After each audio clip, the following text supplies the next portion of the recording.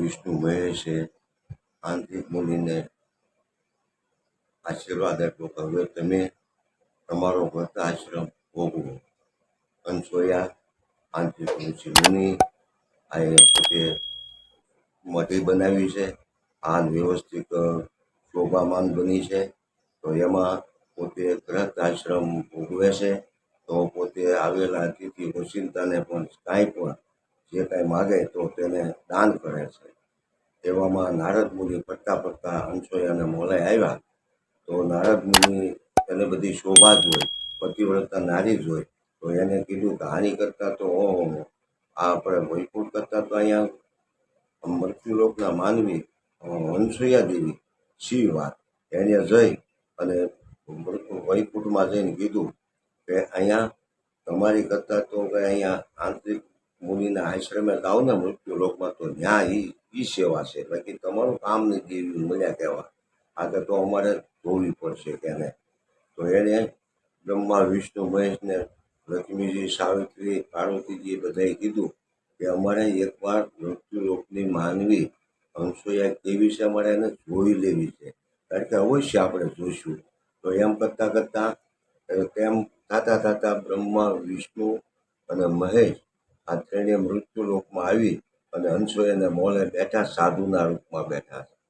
તો સાધુના રૂપમાં બેઠા છે. તો અનસૂયાને થયું કે કોઈ સાધુ તે અભ્યાગત આવ્યા છે, તો એને હું કંઈક પ્રસાદી રૂપી આપું.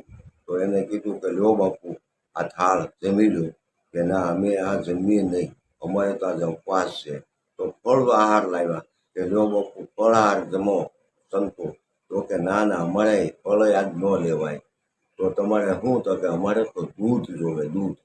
તો આને તરત ગાયનો વાસળો પડ્યો અનસૂયા દેવીએ, અને ગાયના વાસળાને મૂકી અને બોગડું ભરી દૂધ અને તાળીયું ભરી કીધું લો સંતો, લો સંતો દૂધ લો. કે ના ના ના ના આ દૂધ અમારે ન હાલે. કેમ? તો કે મેં પણ પાત્ર તો મૂકેલું છે, સોંપું છે કે નહીં આ બજેટવાળું છે, અભરાઈ ગયેલું કહેવાય છે. કેમ? તો કે વાસળાનું એટલું છે, મેં વાસળાને એટલું નહોતી. તો કે હવે તમે કયો રસ્તો કરો મૂંઝવ્યા.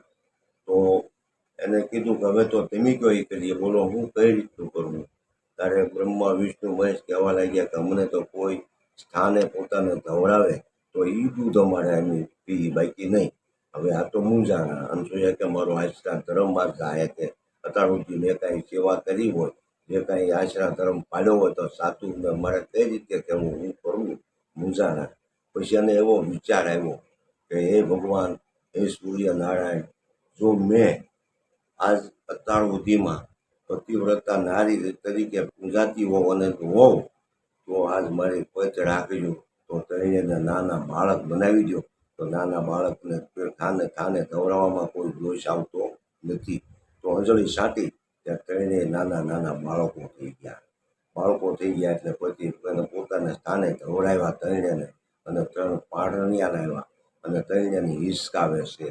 એમાં નારદ પાછી દેવીઓ પાસે જાય, અને ત્યાં જાય તો દેવીઓ પૂછે કે નારદ કે હા તમે તમારા ભગવાનને જોયા છે? તો કે તમારી હારે રે, તમારી હારે રે 100 મહિનાથી તમે જોયા ન હોય તો મને શું ખબર.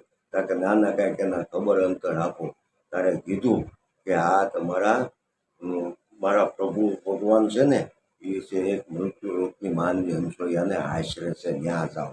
ત્યાં એ કે એમ કે આ ત્યાં જાઓ. તો આ ત્રણેય દેવીઓ આવે છે. આવે એટલે અહીંયા આ તરત લોકો જોવે છે. તો ત્યાં ક્યાંય કોઈ કાંઈ ભળાતું નથી. નાના નાના બાળકો હિસકે છે. ત્યારે કહેશે કે હે માતાજી, અમને અમારા પતિ આપો. તો કે જવો આ પારણિયામાં ઉતા છે, પોતપોતાના પતિને લઈ લો. ત્યારે પાર્વતીજી કે જો આ કાંઈક આમ ભેગા બીજાને બાળકનું ઓલામાં કેમ એક જ અણહાર બધાની મારે ઓળખવો કોને.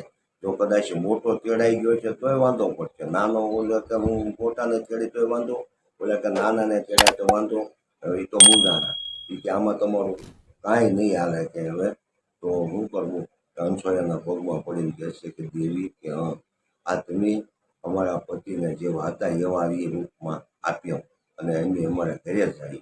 તો એ પછી તરત એની અંજળી સાટી એટલે ઓલા બ્રહ્મા વિષ્ણુ મહેશ જે રૂપમાં હતા એ રૂપમાં આવી ગયા. અને પછી પોતપોતાની વહુને ઘરે લઈ જવા મહેનત કરી, પણ ત્યાં એ વખતે બ્રહ્મા વિષ્ણુ મહેશને ત્રણે કહે છે કે અમારી માતા આવડી આ જ ગણાય કે અનસૂયા. પછી ન્યાય બાળક ઉપમાન અને પછી ત્રણેયના મોડા પાછા એક આજે ચોંટેલા હોય છે. તો એ ત્યાંથી અનસૂયા પોતાના પતિને સોંપી દે છે અને આ ત્યાં ત્રણે મોડા જે હાલ મોજૂદ છે બ્રહ્મા વિષ્ણુ અને મહેશના.